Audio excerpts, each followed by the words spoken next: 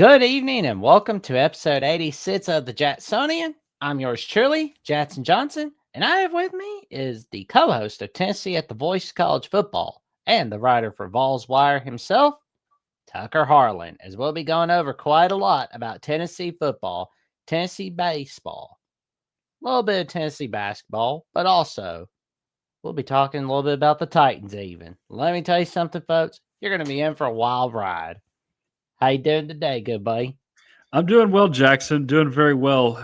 Like we said before we went on, the rain has not subsided for like the last 72 hours here. It just decided to become January in October, but the sun finally decided to come out this afternoon here.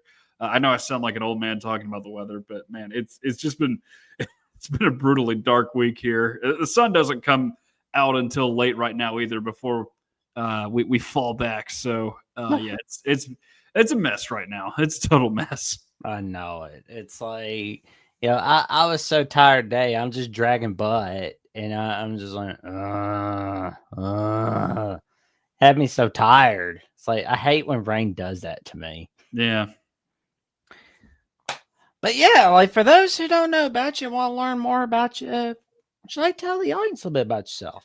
Yeah, so I have a couple different things going right now, as Jackson alluded to earlier. I write for VolsWire, which is a USA Today affiliate. Cover recruiting there mainly. Recruiting news is weird sometimes. It's busy like it was this afternoon, this Wednesday afternoon, but sometimes nothing happens, so you just never know what you're going to get with that. Also cover Vols and MLB right now because that number is growing. It now includes managers, as we will discuss later. I cover a little bit of the NFL. Like I did some combine stuff, some draft stuff for them over there at VolsWire. So right for them. Dan Harrelson's a good guy. Work with him. Been working with him since February. And then, of course, I host Tennessee at the Voice of College Football. We have our Tennessee Volunteers live show. That is every Monday at 8 Eastern time. Slight time change this week, or I guess day change with basketball season tipping off and my co-host going to a music festival. But it is what it is. And we do our post-game show as well after the game, or at least within a day of the game. Like this week, it will not be directly after, as yours truly will be at the Oklahoma game. So do that stuff. You can find me at Tucker Harlan on X. I usually post my work on there. Typically just tweeting anything about the Vols, any important dates you need to keep in mind with the Vols. Any big breaking news with Tennessee. Sometimes I'll throw out some opinions, and as we'll get to later, I'm not exactly kind toward a certain team in Tennessee in the professional sports world. But yeah, so I do all that stuff. You can find me on Instagram too. I'm there as well. Just He's a magician on Instagram, man. Like he makes magic on there. I mean, he makes magic on VolsWire and on Tennessee at the Voice College Football. This guy's a genius. I tell you what, man. Like he's my go-to for Tennessee athletes, and he should be yours too. I appreciate the shout out, Jackson. I say what I mean, good buddy. I say what I mean. Speaking of which, the 2025 season, I mean, the record looks good, but the problem, and you and I have both stated this a lot on Alabama at the Voice College Football and on Tennessee at the Voice College Football when we guested on one other shows and on the Rocket Ranch show. We've been everywhere. Yes. I mean, so clock management has been the issue. Like a lot against Georgia, no doubt. Yeah. But also against Mississippi State and Arkansas, that almost cost you both those games. Fortunately, it didn't cost you against Kentucky, as I've noticed. Yeah, did not against Kentucky. You left one particular team out that it did cost them in the end of the first half. A very, very poorly managed sequence down there at Alabama too. By Josh Heupel. Obviously, Joey Aguilar's got to put that throw in a better place, but man, it's not squarely on him. You got down there. Are you scared that they're going to score a 75-yard touchdown in the final second of the first half to take a lead? Like, Why are you doing that and operationally? Why are you doing that with your clock management? It makes no sense. But you did avoid it at Kentucky. There was a couple positive takeaways that I had from that game because beating Kentucky is a fairly routine thing for Tennessee in football. Just with it happening 85 times in the past. Tennessee's not had a losing record to Kentucky since 1927. So it's been a minute. It's been a minute. Everybody was walking fast in 1927. Oh yeah, yeah. It's just a fact of life. Tennessee does not lose to Kentucky in football, but if you're looking for positive takeaways, it's that they avoided disaster there. Because if you had a disaster, you could potentially be looking at a 28-28 game. I know hindsight's 2020, and Tennessee came out and got a stop there at the beginning of the second half. But you go into halftime up 28-21 as opposed to 35-21. It opens the doors for more possibilities for Kentucky to get in that game, especially with the way they were able to move the ball offensively. So. There have been some weaknesses this year for Tennessee, but overall, though, I would say if you are looking at the win-loss record, this is about where I thought Tennessee would be. It's just kind of been opposite day this year for how things have played out with this team. Oh man, because the rest of the season I'm looking at after Oklahoma, you would think it's easy, right? But problem is you're having to go to Gainesville. Not won there since the dark ages of the internet. Yeah. And you got Vandy coming to your backyard. Oh, man.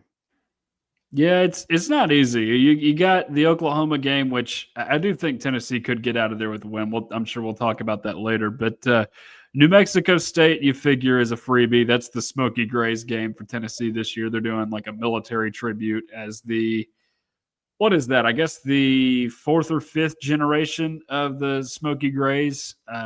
So that should be pretty cool. That, and I think it's probably because the fact that Veterans Day is on there. Yeah. Because every year it's on November 11th. I think Veterans Day has been on since the tail end of World War One. Yeah. Yeah, so it's been going on a minute, but you're right about Florida. Florida, no matter how not good they are, they're really not bad, especially when Tennessee plays them. Now, here's what I will say about that game, Jackson, is most of the time when Tennessee's been going to Gainesville over the years, it's been in September. They're actually November onward, their record in Gainesville is actually very good. Oh, yeah. Granted, it hasn't happened much. Like they've played some games in the 1950s down there and won some, but most recently they played a game down there in December because of what happened with 9/11 that year, and Tennessee won that game to go to an SEC championship. I know the SEC championship ended sourly, so while there are fond memories of that game, they're a little bit tainted by that. But still, it's a situation where Tennessee is kind of figuring themselves out at the beginning of the year. Typically when they go down to Florida, they don't have it all figured out. Florida gets them early and then collapses as the season goes on. I can't really tell what Florida's doing right now. Like obviously Billy Napier's been fired down there, and you got maybe an interim bump coming with Billy Gonzalez. We'll see what exactly happens just with Georgia this week, and then they got Kentucky between now and Tennessee as well. So there's still a chance they find their way into a bowl game. And, we say it most years with Florida, but it's like, if not now, when is Tennessee going to win down there? Because they won't have another opportunity till 29. So I feel like this has to be the year if you're going to be. Better be. Yeah. Because, it's like I actually, for once, want to see Tennessee win this one against Florida. Because I'm a sucker for wanting to see teams end long losing streaks, even if it's rivals of Bama doing so. Because when Tennessee's winning, it makes Alabama look good. You got to think like an investor. So it's like you got to think like that, It's there you go.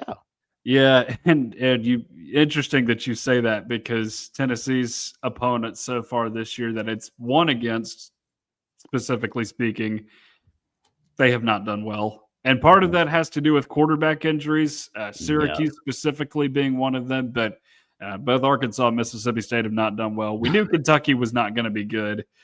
And then you look at the other ones out of conference, like UAB fired a coach, although they did get a win over Memphis. So I don't know if that's going to start a movement down there in Well, Birmingham. But we that shall was see. yeah, that was when y'all beat UAB. That was when they had Trent Dilfer, Mm-hmm.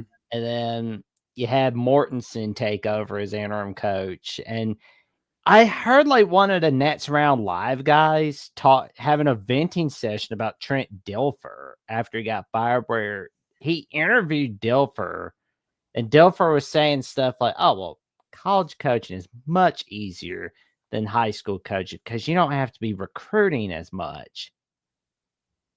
Yeah, you No, say that's stuff. Yeah, terrible. Yeah. It's funny, though, that you mentioned that because a couple of Dilfer's former players are on Tennessee right now with Edwin Spillman and Caleb Beasley, a couple key players in this defense. man, Dilfer should just stayed his butt at ESPN. I tell you what. Yeah, he should never have left. He had it nice there. Yeah, I mean, like the only thing you gotta worry about is one of your weird coworkers messing around with the secretary. That's it, really. Yeah.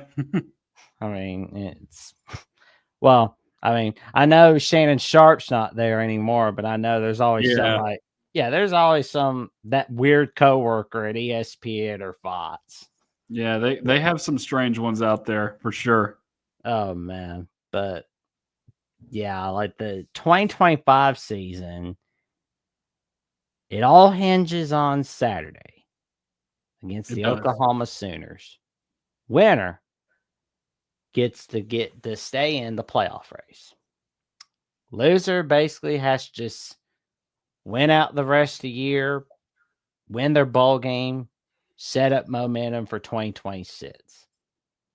How are you feeling about this Tennessee Oklahoma matchup on Saturday? So neither of these two teams are good at the same things, is something we discussed with Josh Mahler of our Oklahoma channel at the Voice of College Football. I think Tennessee is definitely the better offense between the two. Joey Aguilar is one of the best stories in all of college football this year, not just the SEC, as a guy that was not expected to do much, but very quickly learned an offense and got it functioning very highly in that period of time. So they've looked very good so far to start the season. There, you always trust a Josh Heupel team to be able to run the football well, and the receivers have been productive. The offensive line, who has finally got guys on it that have been recruited by this staff out of high school, and Shane Mumarov and Jesse Perry, David Sanders, who we hadn't seen a ton of, but now that he's getting in the fold as a freshman, he's looked really, really good through his first few games of action. But Tennessee is good in all of those areas. Oklahoma, they do have some skill players on offense, particularly Isaiah Satania. And Deion Burks is another one that I go back to every now and again that can cause problems for Tennessee. But I just look right now that John Mateer post thumb injury is not the same John Mateer that we saw at the beginning of the season. I don't think so. No. He's having to fight through it a little bit right now. It sounds like, and you look at Oklahoma as well. They've not run the ball very well for most of the season up until I don't think South Carolina and then Ole Miss was when they really started to get things going. Their offensive line is better than it was last year, which is not hard to do because their offensive line was terrible last year. Tennessee just feasted on it all game. So definitely think Tennessee's got the better offense. Defensively, I have to give the edge to Oklahoma, though, because I think both these teams do have good pass rushes. I just think Oklahoma's is a little bit better. And Tennessee's can be kind of hit or miss, as you know. Like Tennessee didn't sack Ty Simpson once at Alabama. They only sacked Cutter Boley just once at Kentucky this year too. So I I do think Oklahoma's better there. They got the better linebackers at the moment too, and Arion Carter's good, but Jeremiah Thielander, bless him, he's one of those guys that has a career in football ahead of him just with coaching, but I don't think that's a guy that can make it to the next level. Just is too slow in space against some of these SEC wide receivers and running backs. Like we saw it in the Alabama game. I want to say it was Jeremy Bernard. Maybe it was Isaiah Horton who caught a pass over the middle. And the ball's coming right at Thielander's way, and he's like, he doesn't know what he's doing at the moment. Like he's trying to close his hands on the ball or something, and then he's just whichever receiver that was just ran right by him, and he just wasn't able to catch up with him. Like he's not taking good angles. He's been slow in some regard against some of these better SEC skill players. So I do think Oklahoma's got it a little bit better there. And another thing too is this defense has been hurt a lot this year. Like Arion Carter has not been 100% healthy. You look at the corners on this team, they've been suffering mightily from injuries this year. Your two best guys, Jermon McCoy and Ricky Gibson, have been out for the year for the most part. Now, there is optimism McCoy could come back soon. We'll just see when soon is, anticipating that report coming out here in the next hour. Colton Hood injured himself during second half warmups at Kentucky, which is less than ideal news for Tennessee if he is not to play this weekend. And your safety play has really just not been good all year. I got to be honest. Like Andre Turrentine is a guy that's been in college football forever, but he's just he's an okay player. I don't think he's anything spectacular. And then strong safety, you really took a hard hit this offseason just because you had the departure of Jacoby Thomas to Miami. And that, I think, was the most impactful transfer to leave Tennessee, not Nico, because he brought a dimension to this team. He actually laid a pretty big hit in that Oklahoma game last year that was kind of a tone setter for how it was going to go out there. But you lose him, and you just don't have a ton of experience out there at safety now, which is kind of hurting you. But I will say this about Oklahoma's defense, but before I, kind of wrap up my take on this matchup, is that they have not really gone against great offenses for most of the year. You look at what they've done in non-conference play. They played Michigan, and they're okay offensively. They're not anything phenomenal. Like Bryce Underwood, even though he's a coveted quarterback coming out of high school, he's not putting up just video game numbers like you're seeing in some of these other places. So that's not been something they've been able to do well. And then Auburn and South Carolina, we know they're both struggling offensively this season. Texas has been very, very underwhelming on the offensive end. And then when they finally play a good offense in Ole Miss, they gave up 34 points. So it's not as if they are going out there and playing the best of the best offenses. They just haven't been doing that. Now, again, I mentioned Tennessee's defensive struggles. Oklahoma's struggling offense, which has not put up more than, I think, 26 points since joining the SEC, could very well do more than that against what is a very battered and bruised Tennessee defense. So I think, and I'd said this to you if just with the Alabama game a couple weeks ago, but if there is a scenario in which Tennessee wins this game, and I think they can win it, it has to be high scoring. That's kind of that's just what it has to be at this point for Tennessee, because you can't rely on that defense right now. Well, and you definitely need Bishop to make some huge runs. Yeah. That would be huge for Tennessee. Yeah, he could do that.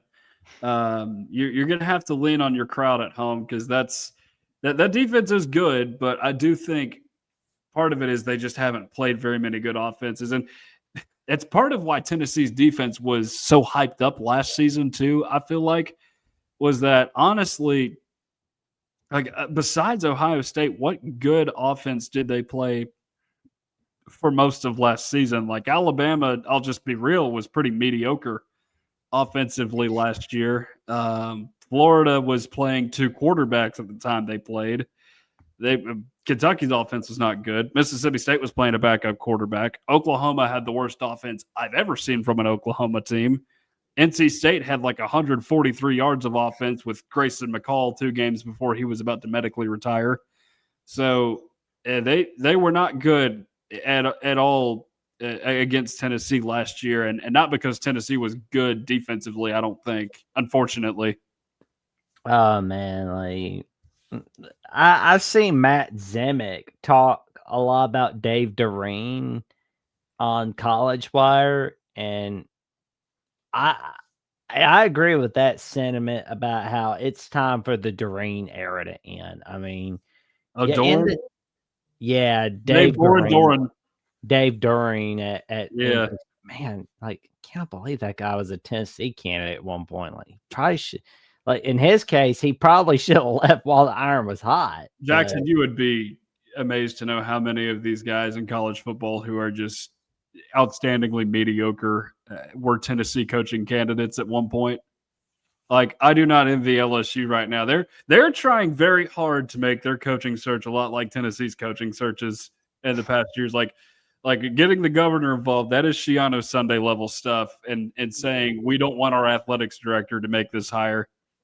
Yeah, I mean, because it's like I completely understand why. Because it's on the one hand, because it's your athletic director that brought in Brian Kelly basically was okay with putting in the contract that we'll put in a $54 million buyout on the off chance you do get fired.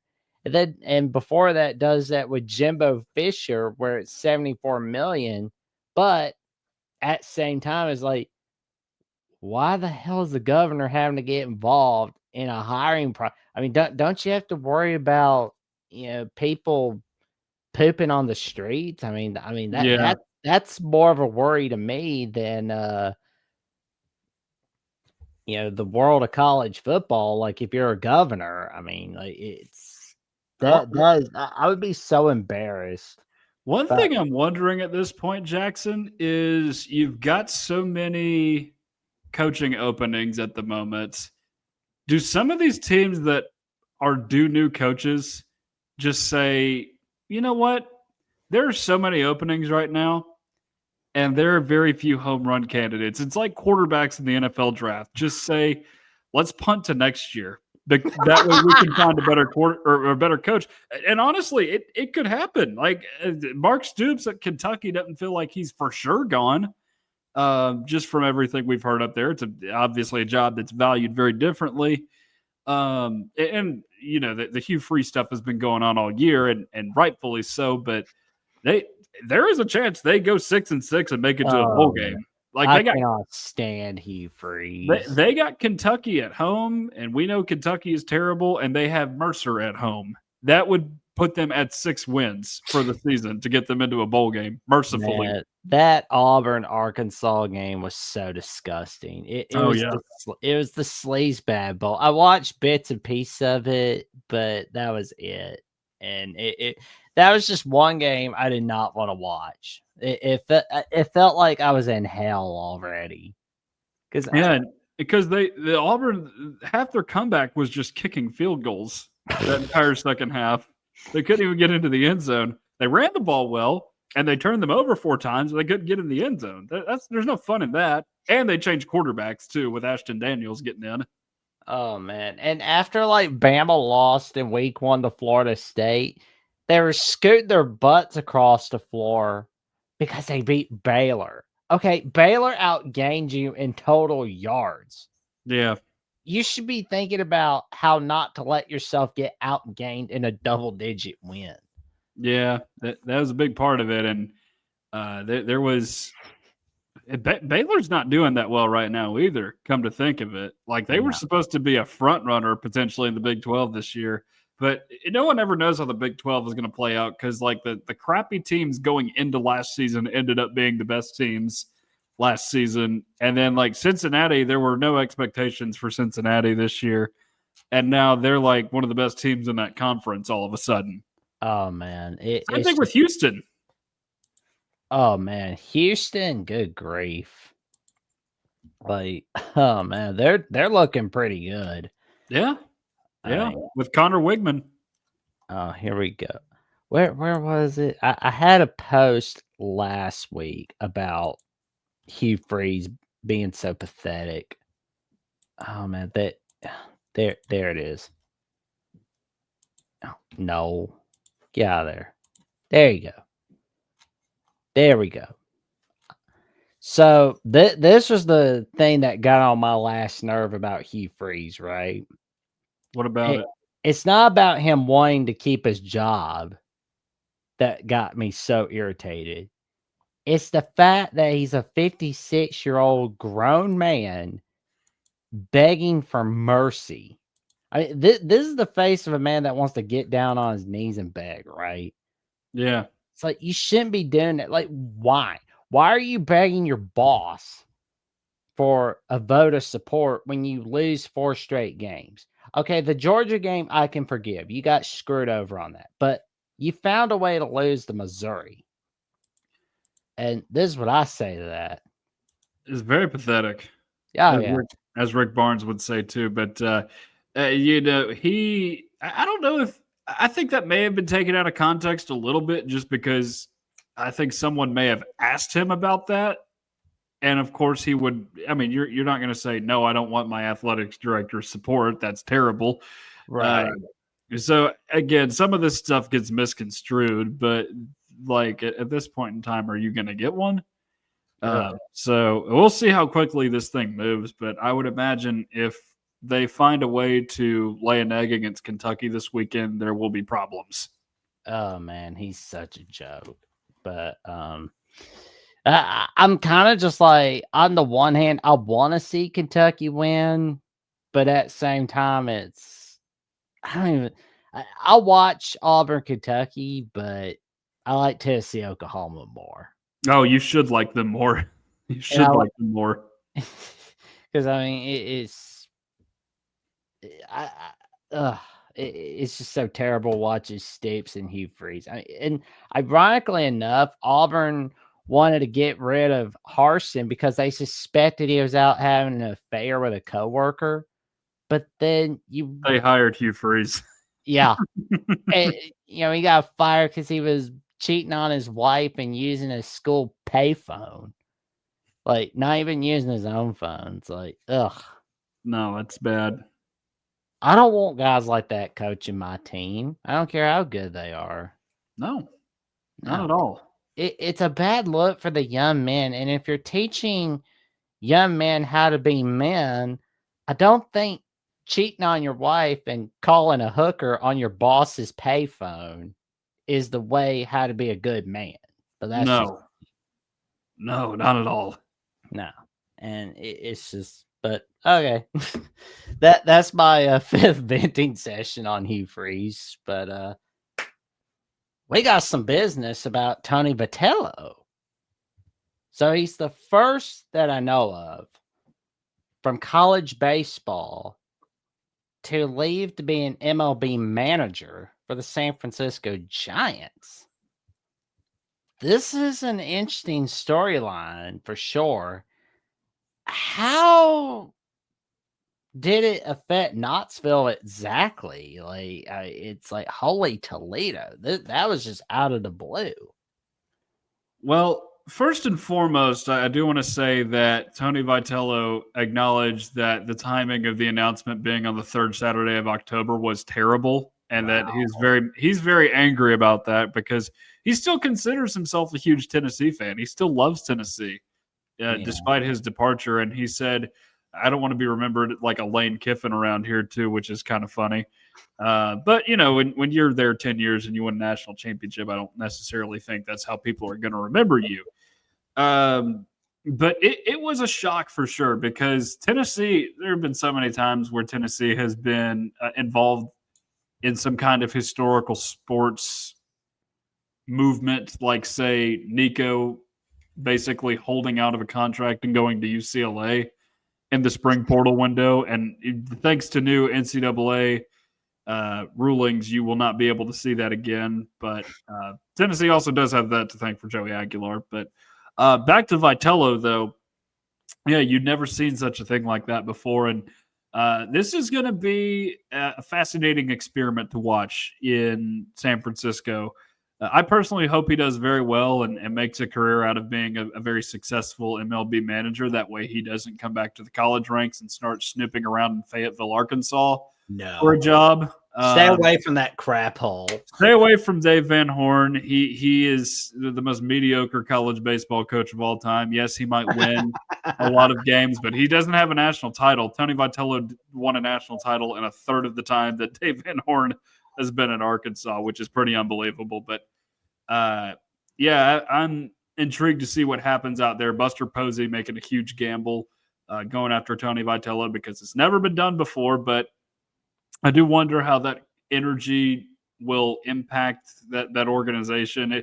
It'd be so funny if he turned them into what Tennessee was going against Vanderbilt, like going against the Dodgers in that division, like all these smug old baseball people like, hey, you can't have fun. Like that's the vibe we got from Tim Corbin and all those guys at Vanderbilt when they were going at it with Tony Vitello. But no, he's already got Drew Gilbert and Blade Pidwell in that organization. Maui Ahuna, also a part of the organization, and I believe Gavin Keelan. So not all those guys have been called up yet. They will probably get called up here in the next few years, I would imagine. But Gilbert is there, and they do really love Drew Gilbert out there, so that'll be fun.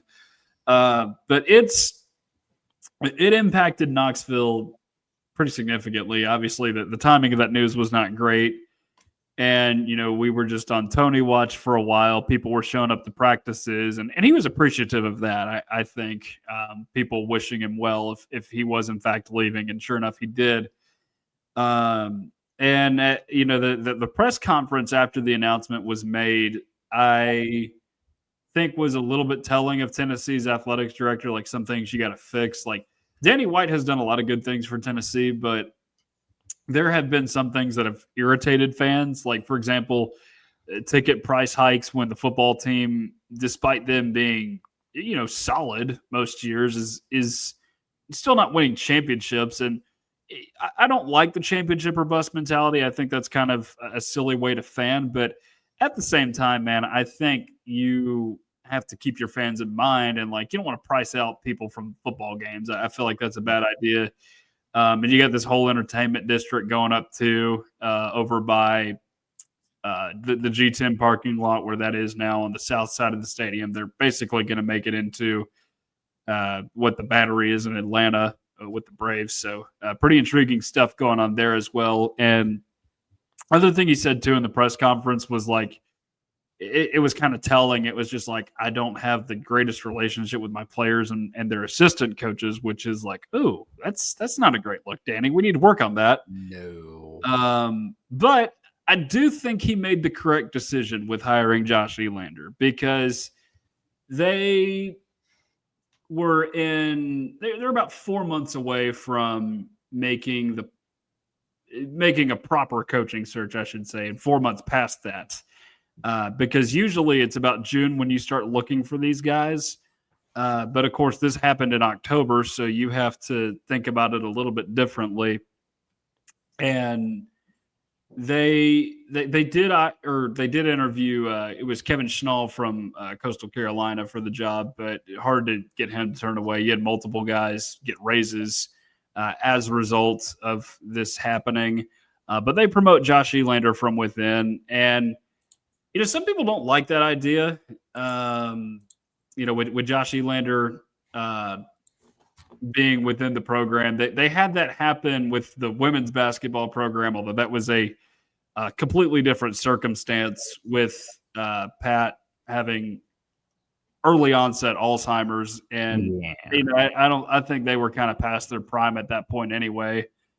They'd won a national championship 3 or 4 years prior, but they weren't recruiting on the same level. And the person they promoted was not, held in the same regard, I don't think, as Josh Elander is. And, you've won a national championship within the last 2 years. And Elander is a guy that is very, very much responsible for Tennessee's success in baseball recruiting.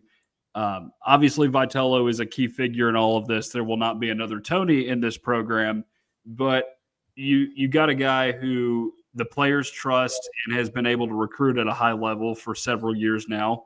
At the very worst, you're holding together a solid recruiting class or several solid recruiting classes that you have assembled over the last couple seasons. And you are – there's also a guy that was thrown around in conversations for job openings like South Carolina 2 years ago, Mississippi State this year.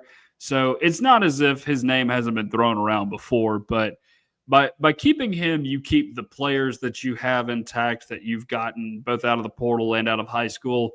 And there's another very important piece of the program they kept around too, and Frank Anderson, the pitching coach, which is a big reason why Tennessee is where it is right now on the baseball front, because, you know, Tony Vitello might be the guy that is the guy that everybody wants to play for, but Frank Anderson is responsible for developing all these pitchers and getting them ready for the next level. So I'm glad that they went with Elander, just because it holds so much together, and you could see the players, both current and former, supporting that decision.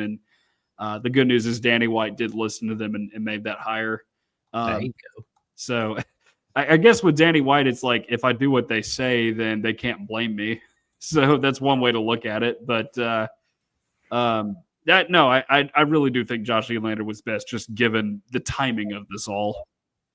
Well, and, you know, for those that were watching, you know, I was pulling up, you know, a little bit of the photo gallery of Elander through the years at Tennessee, but also, you know, we saw that he referenced Pat Summitt in his introductory press conference.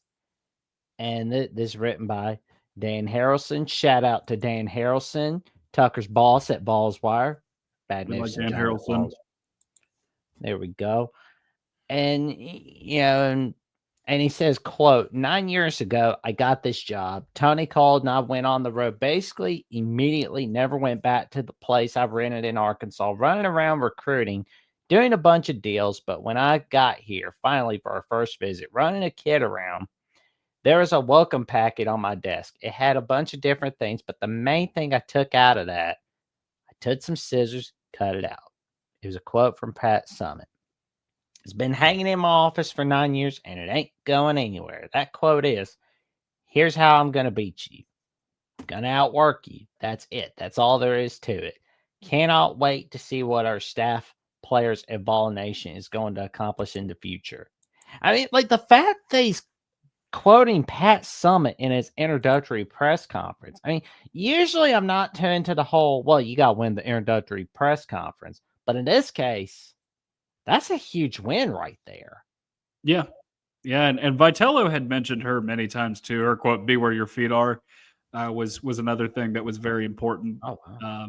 That to him, he's always thought of the other coaches who have been successful on this campus very highly. But no, I think just in terms of the coaches that you look at the University of Tennessee, I'm not going to put her in the same realm as Robert Nealand, but she's probably the second most influential. And certainly in women's sports, you know, like women's sports in general are not where they are today without the work of Pat Summitt. Certainly not women's basketball in America. So no, it's huge. Absolutely. I mean, she's like the Newt Rodney for women's basketball, really. Yeah. I mean, there you go. I mean, I'm no expert on women's basketball, and I'm not going to pretend I am, but that's the first name I think of when I think of women's basketball as a whole. Yeah. Is Pat Summitt. Yeah, not some man up in Storrs, Connecticut. We don't like him. Well, I mean, that's the second name I think of for women's basketball. Gino, whatever his last name. Yeah, whatever his last name is. Yeah, we don't like him around here. Thank goodness Kim Caldwell beat him in her first game coaching against UConn. That was the highlight of their season last year. They made the Sweet 16, so it wasn't a bad year. But no, they're showing signs of life again, and I think that's at least good too. There you go, man. I get so bad with last names sometimes. Like, it's like, but note to self, I'll make sure I get his last name correct when I get Mark Zanetto back on from Big East Energy. Oh man, but yeah. So baseball seems like it's in good hands, but men's basketball, on the other hand, great regular seasons, but you're closer to having a drink at the Long Branch with Miss Kitty on Gunsmoke more than you're getting to the Final Four. Is this year any different? Let's look at a little bit at the schedule, shall we? Yeah. There we go. November 3rd. There we go. Oh my God, that's a lot of crappy games so far. It is, but they get better. Trust me. Oh man. Oh, there we go. Tennessee, Yeah. Houston. That's that Players Era Festival out there in Nevada that's kind of killed off like the Maui Invitational and the Battle for Atlantis. But yeah, you got those two teams out there, and you're going to have a third, I believe, on that Saturday. It's one of those deals because Bama played in this last year where you play a couple games and like after your record or your record will determine who your final opponent is. So Rutgers and Houston, and then it's somebody else special too. And Houston is interesting as well just because of what happened last year. You know, that's one of those games that you watch and you're just like you don't even yell at the TV. You just sit there and you're just stewing. It's the same thing with the Ohio State football game last year. You're just looking at your TV like, all right, how much longer till the season's over? Oh man. Up Tennessee, Syracuse. It's happening again. But Yep. oh man. Hughes has not been good since it's been a long time since they've really been good because like there was a 10-year period under Boeheim where they were just that 11 seed that you looked for in March Madness every year to get some upsets, but they haven't been that since. And they've had Red Autry. I guess this is year 3 for him on that job now. They played them out there in Maui 2 years ago. That was their one win out in Maui because they lost to Purdue and Kansas, who were both good that year. And then last year they played in Knoxville and Tennessee hammered them. It was like 96-70. And I think Syracuse was without one of their better players in that game, but I don't have much hope for Syracuse being really good this year. So I would think Tennessee finds a way to win that game up there. SEC also dominated that challenge last year. It was 14-2 with Auburn losing at Duke and then Clemson taking down Kentucky in Clemson. So everybody in the SEC kind of dominated last year. ACC will be a better league this year with what's his name, Will Wade, joining the fun out there at NC State. Oh, but, they're struggling a little bit right now. I got to be honest. Oh man. Well, and we got Illinois on December 6th on championship week for college football. Now that I will say, Jackson, that's been a fun little series they've had going with Illinois because they're actually doing another one in the United Center next year, which should be a lot of fun. But this one is in Bridgestone Arena here in Nashville, so that should be fun. The last time Tennessee played a regular season game in Bridgestone Arena, it actually didn't happen. Wait, no, I'm lying. Tennessee lost to Colorado, and Colorado was not good that year. But they had one canceled against Memphis in 2021 is the game that I was referencing that got canceled because Penny Hardaway's players mysteriously got COVID 12 hours before tip-off. But they've played the last 2 seasons. They've both been competitive games. Tennessee winning both, one in Knoxville, and then the other one came down to the buzzer last year in Champaign. But Jordan Gainey hit a little rim runner to get it done. Oh man! And then there's Louisville, and another home and home because Tennessee won big up there last year. But I would imagine Louisville will play Tennessee tougher than they did a season ago. Man, I got a feeling I'm not going to see non-conference games in January, February, aren't I? No, you're not. This sucks. Like I want to go back to that. I want to go back to that. There's no rules saying you can't have that. Come on, especially when you see Tennessee, Memphis. I want to see Tennessee, Memphis, and Vandy play one another annually in college basketball. That's Tennessee and Memphis is not going to happen for a very long time. I'm just going to be completely honest. There is bad blood between those athletic departments that started with that 2021 game that I'm referencing. Rick Barnes and Penny Hardaway do not get along. A lot of Memphians are upset about it, and they're saying, why is Tennessee running from Memphis? There's no benefit to it. Memphis is stuck in a gray area where they can't move up to the Power Four, and they can't they can't move to the Power Four. So they are just stuck there. And if you lose that game, people are going to be clowning you for it. And then if you win it, you're like, oh, you beat a group of 5 team. So what? So no, it's not going to happen for a very long time in any sport other than maybe women's basketball or if they even have a baseball team out there.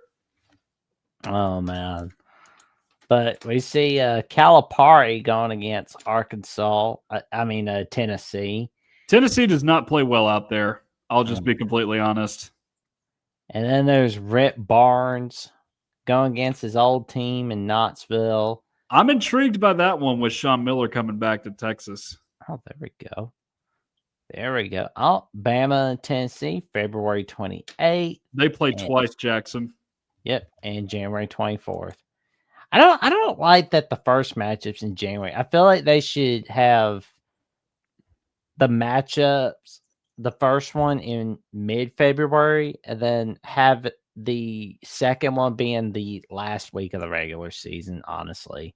Here's what's interesting, Jackson, is that game used to kind of be a thorn in Rick Barnes' side up until 2022, and then the tide really started to shift, no pun intended, to Tennessee. Because you had that number 1 Alabama team with Brandon Miller just get shut down by Jemai Meshack. Now, Jemai Meshack is gone, so that may help Alabama, but anytime Jemai Meshack got involved in a Tennessee-Alabama game, you knew Tennessee was coming out on top, just like last season with the buzzer beater. There we go. And we're only going to see Tennessee-Auburn once, although let's be honest, that game's going to suck. It could. The Stephen Pearl thing is intriguing to me. There is a very sick and twisted bunch of Tennessee fans who wish Bruce Pearl was still Tennessee's coach and not Rick Barnes. Now, here's the thing. After Bruce Pearl was forced out at Tennessee because of the whole barbecue thing, which we kind of have to forgive him for now, his offenses were not as fun as what they became at Auburn. Like, their style of basketball was more akin to what Tennessee plays now than what he's doing at Auburn or what he was doing at Auburn. But they are united in one thing, and is that they loathe Stephen Pearl. Stephen Pearl was the guy in college that was trying to pick fights with people at bars, just like, you know who I am? I'm Stephen F. Pearl. That's what we refer to him as because he referred to himself as that. So my God. we don't like him here. I don't think Auburn fans really love him that much. Like, they're a little nervous about the succession plan. Like, their retention was good this year, which at least helps.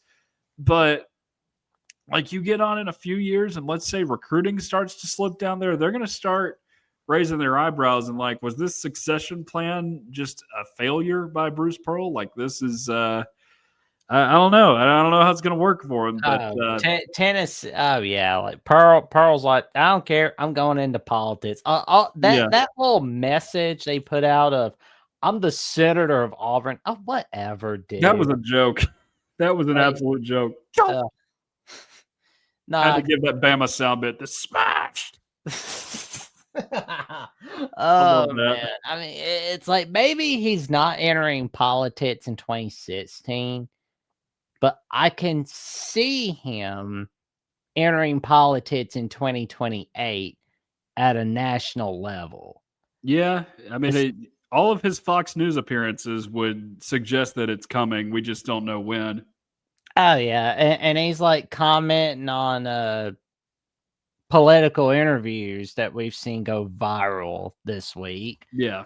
So, I mean, it's like, it's gonna happen. It's what it is. Like, and the thing to watch for is see what Katie Britt decides to do. Is she gonna run for that second term of Alabama Senator 2028? And if she does, then he's staying put for now. But if she doesn't, then because she wants to like go be part of another administration or something, then we see Bruce Pearl do his little shimmy on all these shows, podcasts. He's gonna be going on a tour. Well, here's the thing, Jackson. I'm not going to say I'm jealous of you because it's kind of a weird thing, and obviously politics are not my deal. We don't get super political, but Oh, it's okay. it's I'm sure living in the state of Alabama is very intriguing when you have to vote on whether or not you want some Democrat or Paul Feinbaum to be your next senator. Oh Because God. that's basically what it is. You've got 3 or 4 people down there now that are jockeying for political positions with him, Bruce Pearl, Tommy Tuberville's still down there. I guess Derek Dooley is Georgia, which is another intriguing matter that we can get into on another day. Oh man, Dooley is. Oh, it- I sucked at college football. I'm gonna go run for politics. Jackson, here's the thing about that, though. He has a law degree from Virginia. He would honestly have been better suited for politics before being a football coach. He just happens to be the son of a famous football coach, which is why he got into football coaching to begin with. Yeah, I could see that. Yeah, because it's like the story trope of the son doing something they doesn't want to do to appease his parents, but then is not doing his true passion, but later does his true passion. Is like, oh well, I'm doing my true passion. You don't like it, tough. Yeah. So that would be interesting to see, like Derek Dooley in politics, like that. That would be. I mean, hey, who knows? He could do a Jacksonian episode at some point when he does run. So, but in all seriousness, though, back to our real world stuff. We got the 2025 Titans. Oh no. They've not won that much, but when they have, it's because the retirement home of the NFL blew it. The retirement home of the NFL blew it.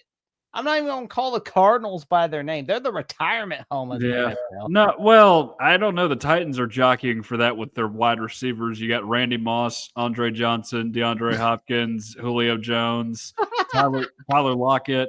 Am I missing anybody? They all come. Calvin Ridley, honestly, might be one of them at this point. They all come in, and people are just like, "Oh, they should be great this year with their wide receivers. They got some legends." No, they're all here so that they can crawl up into a hole and die. That's what happens with the Titans and their wide receivers. We get what nobody else wants, but no. I here's the thing. I fan out over the Titans much more than I do any other team. Like obviously Tennessee, I do root for them, but I at least try to look at things from an analytical perspective. You can't with the Titans at this point. Okay, they're 1-7. We talked about this before the show. They drunkenly stumbled into a win at Arizona. The only game they have kept within single digits to this point that has been a loss was Denver, and that's because Denver played like a D- game, and you still couldn't beat them. They have not been competitive whatsoever. And you know, I know I'm opening a whole can of worms here, but you kind of have to look at this from the perspective of where the Titans were 9 years ago before they got good, when they hired John Robinson to be their general manager. And, you know, pre-2020, he was hitting on some picks like in subsequent rounds, like day 2 picks, for example, with A.J. Brown and of course, Derrick Henry. Both guys who were great as Titans. Of course, A.J. Brown will not be remembered as a Titan because of what happened, which I will get to that in a second. I'll get to that in a second. But yeah, Big Jeff, obviously he was the one pick that he got right in the first round.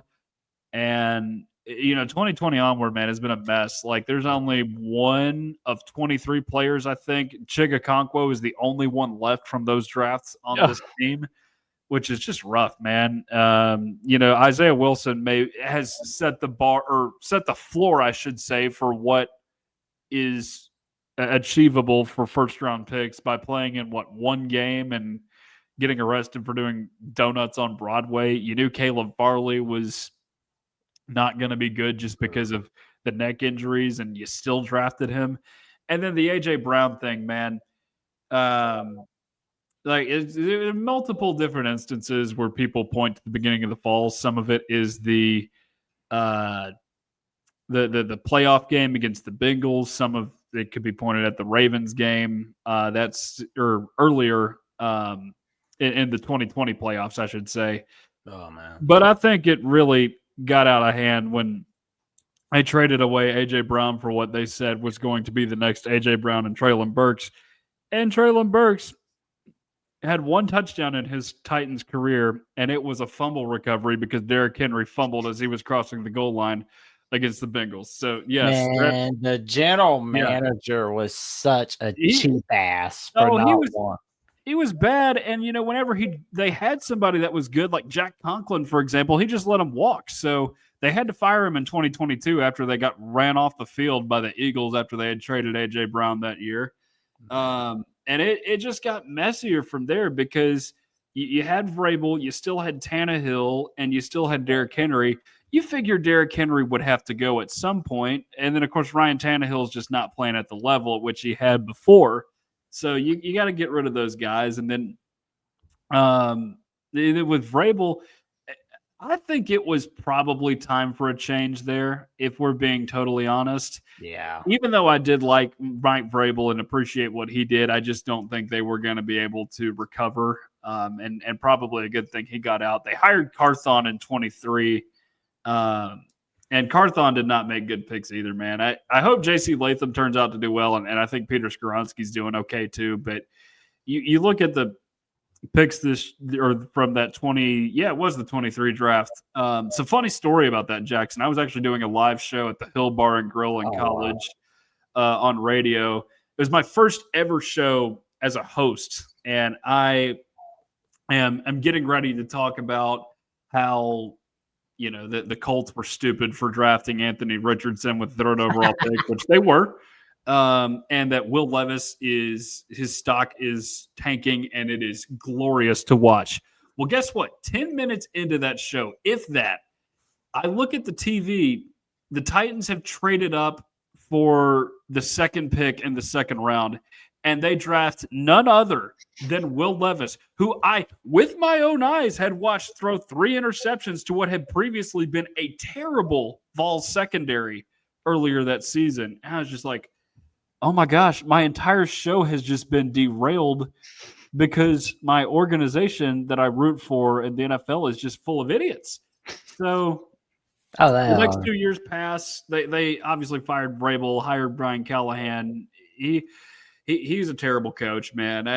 I'm glad they fired him this year. He's not a good coach whatsoever. So they get rid of him. But before that, they had gotten rid of Carthon in the 24 offseason, or I guess the 25 offseason. It's just like, what? Okay, Rand was not around long enough to really do anything wrong. Why did you fire him and not Callahan and not both of them? Like, why didn't you do that? So I know, right? You get rid of Carthon at that point. But here's where I think things take a big turn, especially for Titans fans.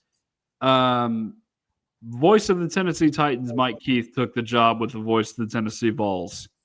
And for those of us who are Titans fans, like that was a death blow for this organization because, and I say this about the Titans and Mike, because Mike is a good friend of mine on a professional level. Do appreciate Mike for everything he's done for me, and I'm glad that he's the voice of the Vols now. I think he's doing a terrific job.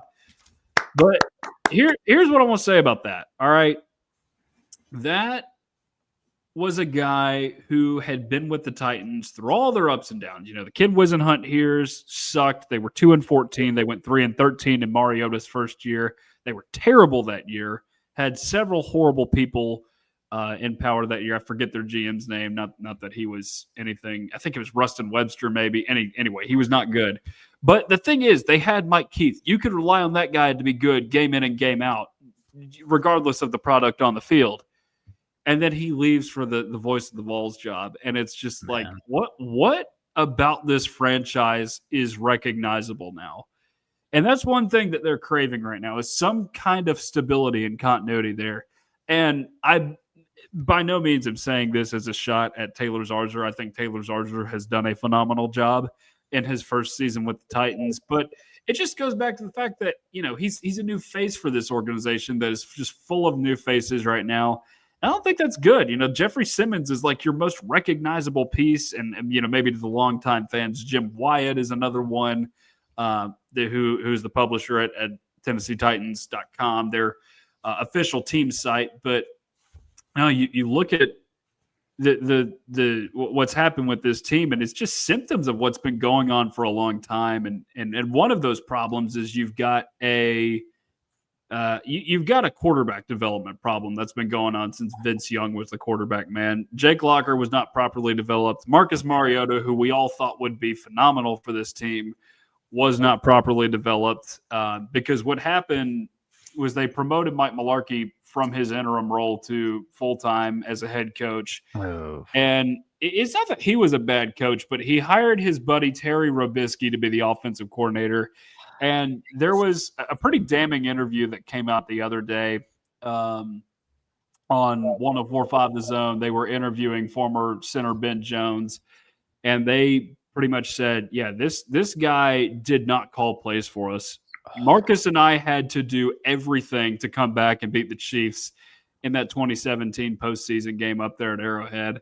And it's just like, man, we really suck as an organization at developing QBs. I mean, we haven't developed one since Steve McNair. Ryan Tannehill was brought in from the Dolphins, so I don't include him in this. Even Malik Willis and Will Levis, I have to owe some kind of apology just because we have not properly developed quarterbacks at all. And I'm afraid the same thing will happen with Cam Ward if they don't get this hire correct that's coming up. Yeah. And you look at the style of football that they play, it's all conservative. It's very much playing for field goals at this point in time, which is a stupid thing to do, by the way. You should never do that. Josh Heupel certainly does not do that with the Vols. No. But you look at it and you're just like, why be so conservative when you're down so big in a game? Yes. Give yourself a shot. If you're gonna go down. We got the lead. And go out like a man. They have not done that with Mike McCoy, and it is so frustrating. And the front office has made weird decisions too, like Jarvis Brownlee getting traded to the Jets for like a 7th rounder in return was just stupid. The Jets fans love him. I thought he was playing hard for the Titans. Is he the greatest corner ever? No. But, I think that was a guy that you could at least build around. He's fun, as a cornerback. So that stunk. And then of course they got rid of Roger McCreary this week too, who how we can recall politicians in certain states. Yeah. I want to recall NFL owners. I want there to be a rule in the NFL, NBA, Major League Baseball where you can recall owners, where the fans can do that. Do you know how many idiot decisions would not be happening if we did that? I want to recall Amy Adams drunk in the worst possible way, Jackson. Yes. Because here's the right thing. There with you, good buddy. Here's the thing. When Bud died, things were not going well initially. And then when things got better, she showed up to all the games and she's like, look at me. Look at this great organization that I run. And now you never hear from her. She's just disappeared. And the only time we have heard from her within the last 3 years was when Mike Vrabel got fired. She sat down and did an interview with Mike Keith on 104.5 The Zone. And here's the thing about that. Mike is working for the Tennessee Titans at the time. He is doing his job. So it's not his fault at all that he is, asking her questions that are not difficult because it's his job. They pay him in that organization to be the voice of the Tennessee Titans, and they don't want to, make the lady that pays them all their money uncomfortable. But she's never had to face real media members that are outside of the team media, which I think. And she's bound by like a family promise of don't give like the Oilers history to the city of Houston, which I'm like, wait a minute. But Jackson, here is what's upsetting about all this is you look to the north at our division rivals in Indianapolis. You have 3 daughters of Jim Irsay who have taken over ownership since he died, and they are down on the sidelines wearing headsets. They are trying to get a better understanding of what needs to be done, how we can assist and make sure we don't make big mistakes when drafting players, hiring coaches, doing all that stuff. Amy's not doing any of that. Obviously, she's just showing up to games and from just what it sounds like to me, good. she sounds more interested in doing Instagram selfies and doing stupid things more than her own team. And Or like you just don't hiding out painting her nails or something. Like, good God. you don't. I'm not saying she needs to be like Jerry Jones and like doing all these fun press conferences. Don't be Jerry Jones. I think that is maybe a little too much, but now she just hides and cowers. And one other thing too, I should mention, by the way, with the Titans and their idiotic front office decisions, when they fired Rand Carthon in 2024, it came out that there was this dude named Chad Brinker who was essentially just a puppet master this entire time. And like, because there was a clip that came out the other day about Carthon talking about Vrabel and the phenomenal job that he did. And some people were just like, didn't you make that decision to get rid of him? And all of us Titans fans were just like, no, that was some dude named Chad Brinker who literally none of us had heard of until 2024. So now he just sits there and does all of Amy's dirty work for Amy.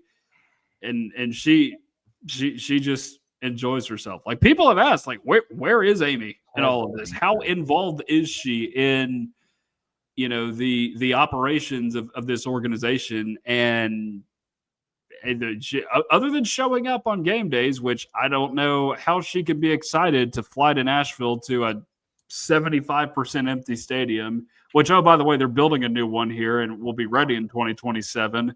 I don't know how you're going to sell that place out and make it an exciting venue. Nissan Stadium at the moment is not a very exciting venue, just having lived here and gone to it many times in my life.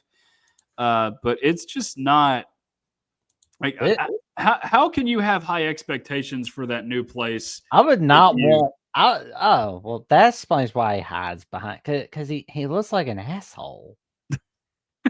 Well, he and Borgonzi smiles like an asshole. He and Borgonzi look like they were in pro wrestling once upon a time. Jesus.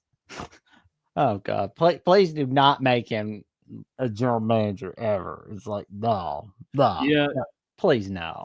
Yeah, we're trying to figure out who that next head coach is going to be. I guess there's still a couple months before they make that decision officially. Yeah. Oh God. Yeah, I don't like that guy is making. Oh my. Yeah, God. He's the one that's pulling all the strings here. Borgonzi and well, no wonder and the coach have no control. Guy, because he smiles like an asshole. Yeah, I don't like him either. Oh my God. And the owner, like you're saying, is just hiding everywhere. And it's just, oh my God. Oh my God. Yeah. That is so embarrassing. Oh man. And last saying before we end the show, when we do get the new head coach, what do you think about Joe Brady from the Bills being that Nets head coach? Thumbs up from me. Now here's the thing. They went the route of sexy coordinator hire the last time with Brian Callahan, and we saw how that ended. Speaking of coordinators, they currently employ an offensive coordinator that does nothing. He doesn't call plays. He doesn't develop the quarterbacks. That's Bo Hardigree. And because Brian Callahan was the one calling the plays up until a few weeks ago, and then they made him relinquish his play calling duties to someone else, and he chose Bo Hardigree, not the offensive coordinator, Nick Holes. So you just sit there and you look at that guy. It's like the meme out of Office Space. So what exactly do you do here? That's all of us right now with Nick Holes. But I think it's a mix right now. Do you go with a guy that's proven in the past that he can win somewhere like a Mike McCarthy just to kind of stabilize the ship?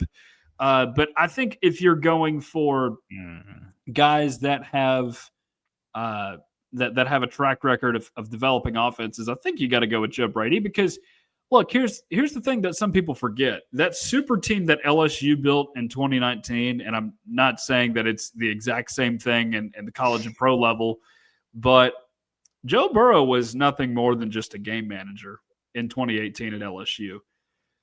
Jamar Chase and Justin Jefferson were known in the SEC, but they were not significant as wide receivers. And, they both could have won the Biletnikoff that year, to be completely honest, in 2019.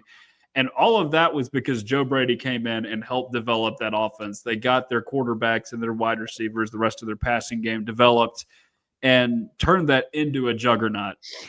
Now, I got stuck in Carolina after that as an offensive coordinator. It did not go well. I want to say he maybe went back to New Orleans, and then they hired him to replace Ken Dorsey in Buffalo. Yeah. And that offense has been terrific since then. Like, Stephon Diggs was a big help to Josh Allen, but you look at what Josh Allen has done post Stephon Diggs, and it's just as good. I'll just be honest. Like, and he's had receivers out there that most of us probably wouldn't know unless either A, they went to Tennessee like Josh Palmer, or B, they weren't playing with Josh Allen. So, I know the Swami on ESPN Plus is sitting there going, Stephon Diggs, how you digs me now? Yeah. Booger's just sitting there giggling like that's just so fun. Oh man!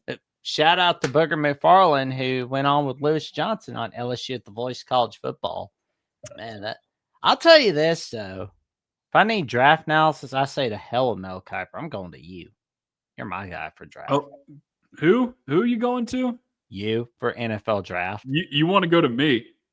Yeah, I don't want to hear from Mel Kiper. I'm not shelling out a lot of money for Mel Kiper. I don't want to hear. Mel Kiper's a dumbass. I don't trust your takes. I don't like him either, Jackson. I'm glad you don't, because he hides in his closet for 361 days a year, and then he comes out that one weekend and acts like a child when they don't draft the guy that he said was going to be drafted number 1 overall, surefire, and then he goes back into his closet for 361 more days. It's just like a yearly festival of him being a crybaby on air, like what we saw this past year with Shadur Sanders. And you got the whole "who the hell is Mel Kiper" thing with the Colts back in the day. So I don't like him. Maybe my draft analysis is better. I don't know. It's frustrating because you see these teams make clearly idiotic decisions in the draft, right? Like, we know the Titans are one of them, without a doubt. But there's others, too. Like, the Raiders have consistently made terrible picks over the last 10 or 15 years in the NFL draft. Like, how do these guys not figure it out after a while? And then the Eagles, granted, it doesn't matter now because they got rid of him, but the Eagles drafting Jalen Reagor over Justin Jefferson, I mean, seriously? Oh, man. I mean, at least the Vikings are moving on up. Yeah. Finally getting a piece of that pie, but or you trade up to draft Mitch Trubisky over Patrick Mahomes and Deshaun Watson. That was a really great idea, Chicago. Oh man, and that crap about if Jimmy Clausen isn't in the first round, I will leave. I will retire within 5 years. Yeah, and you're still here 15 years later at ESPN. Can we please have Chris Berman back at the studio for the NFL draft and the home run derby? Come on, ESPN, do us some solids here. Yeah, they don't like helping us out. No, they're sucking at their job, but we do awesome jobs at what we're doing. Of course, we do. We absolutely do. So you got some magic cooking on Tennessee at the Voice College Football and VolsWire. What you got going on over there this week, good buddy? So I've put out a couple recruiting stories this afternoon. There was actually a decommitment today from Tennessee as a 3-star linebacker from Pike Road in Alabama, actually. He is projected to flip to Brent Key and the Yellow Jackets down there at Georgia Tech. Wow. Now, Tennessee does have better linebackers in this upcoming class, though, with TJ White from Jackson Academy down there in Mississippi and Braden Rouse from Georgia. They're 4-star kids, so excited to get those guys. But working on some visit stories right now for this weekend, a couple top school stories for different basketball players and football players at this point in time too. This is getting to be a pretty critical season of recruiting for basketball. We're looking at a post-game show this weekend for Voice of College Football. We will have that on Sunday sometime. It may just be me there, just because Jordan unfortunately will not be around. Unless you want to join me, Jackson. Unless you want to come hang, might have to extend an invitation. We'll have that on Sunday sometime that afternoon. Party. Yeah. So sometime Sunday afternoon once I get back from Knoxville. There you go. And then lastly, we'll have. I get bored when Bama's not playing. So yeah, there you go. Yeah, that's going to be me. Not this week, but the next week. We will have the Tennessee Volunteers live show on the Voice of College Football Network as well. That will be Tuesday this week instead of Monday. We usually go Mondays at 8 Eastern time, but Tennessee basketball is happening, and Jordan is enjoying his EDM, so we will not be doing that this time around. But we are hoping to get a particularly big guest on this show. I reached out to him yesterday. He hasn't said anything yet, but we're hoping we can get him on here in the near future. Oh man, you're getting me excited about the magic you're cooking on Tennessee Voice College Football. I hope it happens. I reached out to him over 24 hours ago, and he hadn't said anything yet. He did add me on LinkedIn though, which did make me think it's not a yes, but not a no. Yeah. So it's like he didn't say yes, but he didn't say no. Yeah. So, but it's okay. I have a number of different guests I can reach out to. As a matter of fact, I am doing my boy Dan Harrelson an appearance on the show at some point. So there we go. Hoping we can get that within the next couple of weeks as well. Ooh, there you go. Tell your friends, your family, and the cashiers at Publix about the magic that Tucker Harlin is cooking all over on X and on Instagram. On Tucker Harlin on X and Instagram, and the magic he's cooking on VolsWire. All right here and on Tennessee at the Voice of College Football. So make sure to tune in for the Tennessee-Oklahoma postgame show sometime on Sunday. And let me tell you something, it's going to be a wild ride. And you can also check out the 34th edition of Alabama Primetime Live, where I was joined by Jimmy Stein and Luke Robinson of Locked On Bama as we discussed our takes on the midseason for the Alabama offense and the defense and where we grade them. Where do we grade them exactly? Well, that's why you tune in. And Jeffrey and I discussed our final takeaways from South Carolina and how we did. Went over some recruiting updates, well, and I can tell you, it was a fun ride. And later tonight, Thursday night, 9 p.m. Central Time, in an hour and a half, you got Jeffrey and I taking your calls on the Crimson Tide, 9 p.m. every Thursday on Alabama with the Voice of College Football, as it's always a wild ride. And if you want to check out the last 85 episodes of the Jacksonian, you can check me out, Jackson Johnson 979, where I'm 282 subs away from that magic number 1,000. And you can also check me out on the Final Whistle late Saturday night after or before the conclusion of Cincinnati, Utah. And for more updates on what I've got going on Alabama with the Voice of College Football, the Jacksonian, Jackson's World College Football with Mountaineer Paul and Lockdown West Virginia, and the twice-week calls on the Paul Feinbaum Show, however long they're going to be until Feinbaum probably decides to run for Senate. Check me out on VolsWire on X/Twitter and on Instagram and Threads at JacksonJohnson543908. And with that being said, like, comment, subscribe, click on the notification bell so you never miss no video whatsoever, and we will be seeing you soon. Stay safe, stay warm. It's cold out. Good night, everybody.